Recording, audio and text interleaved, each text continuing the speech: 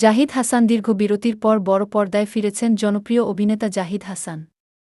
তার নতুন চলচ্চিত্র উৎসব ঈদুল আজহায় মুক্তিপ্রাপ্ত এই সিনেমাটি এখনও প্রেক্ষাগৃহে চলছে এবং এতে খাইস্টা জাহাঙ্গীর চরিত্রে অভিনয়ের জন্য দর্শকদের কাছ থেকে দারুণ প্রশংসা পাচ্ছেন তিনি। তবে প্রশংসার পাশাপাশি সম্প্রতি এক বিতর্কেও জড়িয়েছেন এই অভিনেতা। এক সাক্ষাৎকারে শাকিব খানের নামের আগে মেগাস্টার শব্দ ব্যবহারে আপত্তি জানানোর পর শুরু হয় আলোচনা-সমালোচনা। বিশেষ করে শাকিব ভক্তরা তার এই মন্তব্যে ক্ষুব্ধ প্রতিক্রিয়া জানিয়েছেন। এই বিষয়ে নিজের অবস্থান পরিষ্কার করেছেন জাহিদ হাসান। বুধবার ২ জুলাই আরেকটি সাক্ষাৎকারে তিনি বলেন, আমি নিজেই তো ছোট মানুষ, তাকে শাকিব খান ছোট করার প্রশ্নই আসে না।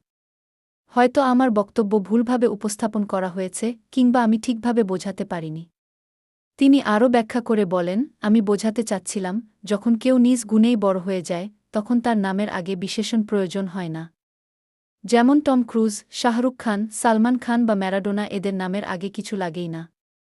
শাকিব ভক্তদের প্রতি শ্রদ্ধা জানিয়ে জাহিদ হোসেন বলেন, শাকিব ভক্তদের আবেগকে আমি সম্মান করি। তারা মন খারাপ করেছে, এটা ইতিবাচকই বলা যায়।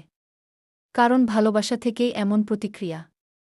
তবে তারা যদি আমার বক্তব্য ঠিকভাবে বুঝতেন, তাহলে দেখতেন আমি শাকিব খানকে ছোট করিনি, বরং বড় করেই বলেছি। শেষে জাহিদ হাসান বলেন, শাকিব খান তো আমাদেরই। আমাদের নিজেদের তারকাদের সম্মান করতে হবে। একজনকে ছোট করে কখনো কেউ বড় হতে পারে না। উল্লেখ্য, এবারের ঈদে মুক্তি পাওয়া শাকিব খানের সিনেমা তাণ্ডব ও দর্শকদের মাঝে সাড়া ফেলেছে।